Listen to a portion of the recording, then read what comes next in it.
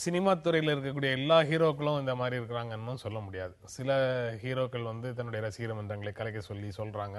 இது மாதிரியான நடவடிக்கைகளை படம் ரிலீஸ் ஆகும்போது கட் அவுட் வைக்கிறது, பாலாபிஷேகம் பண்றது, இந்த மாதிரி விஷயங்கள் எல்லாம் சுத்தமாக உண்மையான கண்டிப்போட அதை கண்டிக்கிறாங்க.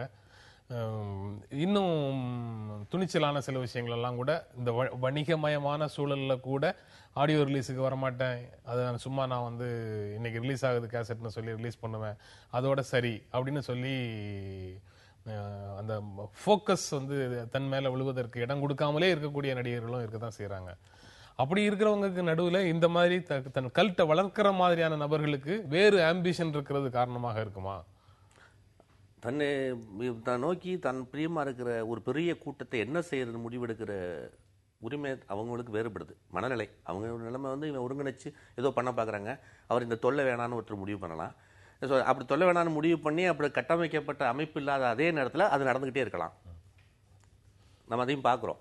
இந்த மாதிரி அமைப்புகள் இல்லாத நடிகருடைய படங்களுடைய வெளியீடு அன்னைக்கு பார்த்தோம்னா தெரியும், அது அமைப்பு சாரா ஒரு அமைப்பு இருக்கும். அதில் இது தவிர்க்க ஒரு இயல்பை மீறி, இயல்பான மனித இயல்புகளை மீறி ஒரு விஷயங்களை குளோரிஃபை பண்றது, பெருசா காட்டுறது வேறு விதமான உளவியல் சிக்கல்களை சமூகத்தில் இருக்கக்கூடிய மற்றவங்களுக்கு கொடுக்குது. நீங்க வந்து மாடியிலேருந்து நான் கீழே குதிக்கிறேன், நான் கீழே போய் லேண்ட் ஆகுறதுக்கு முன்னாடி சூப்பர்மேன் வந்து என்னை காப்பாத்திடுவாரு அப்படின்னு நினைச்சு கீழே விழுந்த ஒரு குழந்தையை பற்றிய செய்தியை முன்னாடி நம்ம பார்த்துருக்குறோம். இதே பகுதியில் தான், நம்ம நாட்டிலே தான்.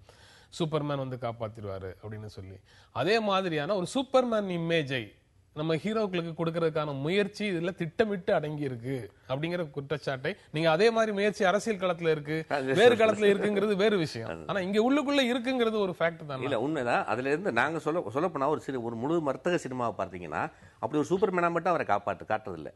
ஒரு சராசரி மனிதனா, ஒரு பெண்ணை காதலிச்சு சுத்திக்கிட்டு தர்ற மனிதனா, ஒரு ரொம்ப இயல்புக்கு கீழே நம்ம செய்ய முடியாத செய்யற ஒரு சாதாரண மனிதனா காட்டுறான். அவன் பாதிக்கப்படணும், அதுல இருந்தும் பாதிக்கப்படணும். ஒரு ஆர்டினரி மேன் தானே, ஒரு பெரிய ஆள் நினைக்கணும். அப்படி இல்லை. அவனுக்கு பிடித்தமானவனா ஆகும் பொழுது அவன் எல்லா வகையிலையும் அவனை கட்டமைச்சுக்கிறான். ஒரு ரசிகன் தன்னுடைய தலைவரை தானே கட்டமைச்சுக்கிறான். அதை இவங்க எப்படி பயன்படுத்துறாங்கல்ல ஒன்னும் கொஞ்சம் மாறுபட்ட கருத்து இருக்கலாம்.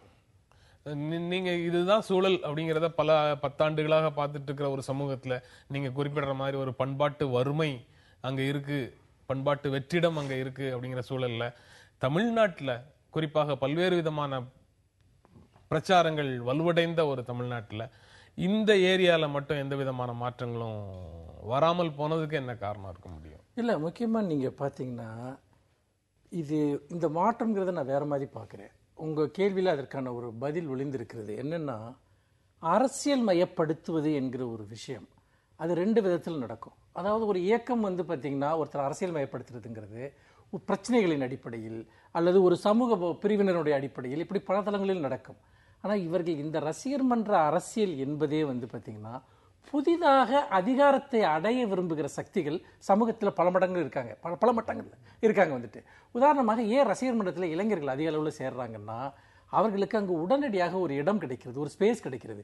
இதுவே வந்து பார்த்தீங்கன்னா ஒரு பொலிட்டிக்கல் பார்ட்டியாக நாளைக்கு கன்வெர்ட் ஆகிறப்போ அவர்கள் உடனடியாக அதிகாரத்திற்கு வருவார்கள். அது விஜயகாந்த் அவர்களுடைய விஷயத்தில் எப்படி வந்து பார்த்தீங்கன்னா முக்கியமான பொறுப்புகளுக்கு எம்எல்ஏ வரைக்கும் கூட பலர் வந்தாங்க, அதில் பல புதிய சக்திகளும் வந்து இணைஞ்சாங்க. அதில் அப்போது நீங்கள் ஒரு வழக்கமான திமுகவுலையோ அதிமுகவுலையோ போய் சேர்றதை விட இந்த மாதிரி ரசிகர் மன்றங்கள் ஒரு பெரிய ஹீரோ நாளைக்கு பொலிட்டிக்கல் பார்ட்டியாக மாற்றுவார்னு நம்பிக்கை தரக்கூடிய உங்கள் பின்னாடி அணிதிரல்றப்ப தங்களுக்கு எதிர்காலத்தில் ஒரு அரசியல் அதிகாரம் இருக்கிறது கிடைக்கும் என்று உளவியல் ரீதியாக அவர்கள் நம்புகிறார்கள். வந்துட்டு அதுதான் மிக முக்கியமான காரணம். இது வெறுமனே விஜயை எனக்கு பிடிக்கும் அப்படிங்கிறது மட்டும் இல்லை, இதற்குள் அரசியல் ரீதியான அபிலாஷைகள் இருக்கு, கனவுகள் இருக்கு. அதாவது விஜய்க்கு தான் நம்ம வந்து பாத்தீங்கன்னா அரசியல் கனவு இருக்குன்னு நம்ம நினைக்கிறோம் இல்லையா? கிடையாது. அவருக்கு மட்டும் இல்ல, இது போன்ற ரசிகர் மன்ற அரசியலை முன்னெடுக்கக்கூடிய ரசிகர்களுக்கும் அது இருக்கிறது. வந்துட்டு நாளைக்கு நம்ம ஒரு சின்ன மாவட்ட செயலாளர் ஆயிட மாட்டோமா, ஒன்றிய செயலாளர் ஆயிட மாட்டோமா என்கிற கனவுகளோடு தான் அதிகாரத்திற்கு வர விரும்புகிற புதிய சக்திகளினுடைய ஒரு விஷயமா தான் இது வந்து தமிழ்நாட்டில் மட்டும்தான் இருக்கா? ஆந்திரா, தமிழ்நாடு, ஆந்திராலையும் இந்த மாதிரியான தென்னிந்தியாவில் குறிப்பா தமிழ்நாடு தான் அதுக்கு ஆதாரம். முதல் காரணம் ரிஷி மூலம் பார்த்தா தமிழ்நாட்டில் வந்து நிற்கும். இது காரணம் கூட சினிமா சம்பந்தப்பட்டவர்கள் இல்லை, அரசியல் இயக்கங்கள் தான். 50களையும் 60களையும் அரசியல் இயக்கங்கள் சினிமாவை கையில் எடுத்துக்கும் பொழுது, சினிமா மூலமாக எல்லா கொள்ளையும் கொண்டு போய் சேர்க்க ஆசைப்படும் பொழுது, அந்த பிரச்சார படங்கள் வரும் பொழுது அவங்கள விட அந்த பிரச்சார படத்தில் முன்னிறுத்தப்பட்ட நடிகர்கள் அந்த பலனை அனுபவிக்க ஆரம்பிச்சாங்க. அன்றிலிருந்து இன்று வரைக்கும் அரசியல்வாதிகள் தன்னுடைய அரசியல் தலைவனை சினிமாவில் தேர்றதுக்கு காரணமே இந்த அரசியல் இயக்கங்கள் தான். மற்றபடி சினிமாவை இல்லாட்டி இது ஒரு பொதுத்தன்மை, நான் இது கேரளாவில் இருக்கணும், இந்தியில் இருக்கணும், ஹாலிவுட்டில் இருக்கணும், அங்கெல்லாம் கிடையாது. தமிழில் மட்டும் காரணமே அரசியல் வந்து சினிமாக்குள் நுழைஞ்சு சமூக சீர்திருத்தங்கள் சொல்கிறேங்கன்னு ஆசைப்பட்டு சொல்லும்பொழுது அதாவது பக்க விளைவு தான் இது. இல்லை, அதில் பார்த்தீங்கன்னா இப்போ பராசக்தி படம் வருது. அதில் வந்து பார்த்தீங்கன்னா திராவிட இயக்கத்தினுடைய ஒரு கொள்கை பரப்பில் அந்த படம் ஒரு முக்கியமான ஒரு பங்கு வகிச்சுது. ஆனால் சிவாஜி வந்து பார்த்தீங்கன்னா ஒரு பொலிட்டிக்கல் மாஸ் ஹீரோவாக இங்கே மாறலை. அப்போ என்னன்னா, யார் வந்து தன்னை அரசியல் ரீதியாக தகவமைத்துக் கொள்கிறார்களோ அல்லது இந்த படங்களை தங்களுடைய தனிப்பட்ட அரசியல் நோக்கங்களுக்கு பயன்படுத்துகிறார்களோ அவர்கள் தான் அந்த இடத்த பெறாங்க. சிவாஜி பராசக்தி படத்துல சொன்ன கருத்துக்களுக்காக அவர் வந்து பாத்தீங்கன்னா உடனே மக்கள்லாம் அவரை கொண்டாடி ஒரு பெரிய தலைவரை அவர் ஏத்துக்கல. அரசியல் ஒரு ஃபெயிலியரான ஒரு ஆளா தான் இருந்தாரு. ஆனா எம்ஜிஆருக்கு அது ஏன் சாத்தியப்படுது, விஜய்க்கு ஏன் அது சாத்தியப்படுதுன்னா அவர்களுக்கு தனிப்பட்ட அரசியல் நோக்கங்களுக்கு சினிமாவே அவர்கள் வந்து பயன்படுத்த ஆரம்பிக்கிறாங்க. அது வந்து உண்மையிலேயே இங்க மட்டும் இல்ல, ஆந்திராவில் என்டிஆர் அதை பயன்படுத்தினாரு. சில இடங்கள்ல பயன்படுத்தி தோல்வியை அடைஞ்சாங்க. வந்துட்டு பிரேம் நசீர் வந்து ஒர்க் அவுட் ஆகல. அப்ப என்னன்னு கேட்டீங்கன்னா, இதற்கு பின்னால ஒர்க் அவுட் ஆகக்கூடிய கெமிஸ்ட்ரி பல விஷயங்கள் இதுல சம்பந்தப்பட்டிருக்கு. நான் என்ன கேட்கிறேன்னா, இது எல்லாமே சேர்ந்து தமிழ்நாட்டில் இருக்கக்கூடிய சினிமா ரசிகனுக்கு சினிமானா என்னன்னே தெரியாத ஒரு சூழ்நிலை உருவாக்குனதுதான் இதனுடைய விளைவுன்னு நினைக்கிறேன். முன்னாடி பாட்டு புத்தகம்னு ஒன்று வரும், நான் பார்த்துருப்போம். சிவாஜி தத்துவ பாடல்கள், எம்ஜிஆர் கொள்கை பாடல்கள்னு வரும். இதிலே நீங்கள் புரிஞ்சுக்கலாம் அந்த வேறுபாட்டை. விரக்தியின் வெளிப்பாடுகளாக சிவாஜியின் படங்கள் அமைஞ்சிருந்தது. ஒரு லட்சியத்தை நோக்கிய பயணம் போலவோ, ஒரு தன்னம்பிக்கை கொடுக்குற மாதிரியோ, வெற்றிகரமான மனிதனப்போ எம்ஜிஆருடைய பாடல்கள் இருக்கும். இது சிவாஜியுடைய பராசக்தி பார்த்தா நொந்து போன ஒரு கதாநாயகன் தான் தெரியும்.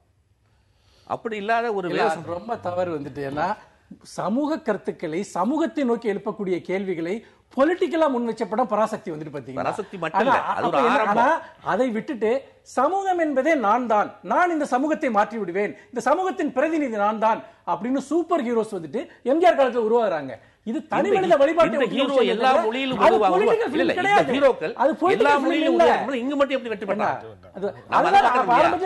பண்பாட்டு வறுமை கொண்ட சமூகம், அரசியல் வறுமை கொண்ட சமூகம், இதுல இப்படித்தான் நடக்கும். வெற்றி பெறாங்க. இந்த நிகழ்ச்சியில பங்கேற்று உங்களுடைய கருத்துக்களை பகிர்ந்து கொண்டதற்காக புது புது நிகழ்ச்சி உங்கள் இருவருக்கும் நன்றி தெரிவித்துக் கொள்கிறது. மீண்டும் சந்திப்போம். நன்றி, வணக்கம்.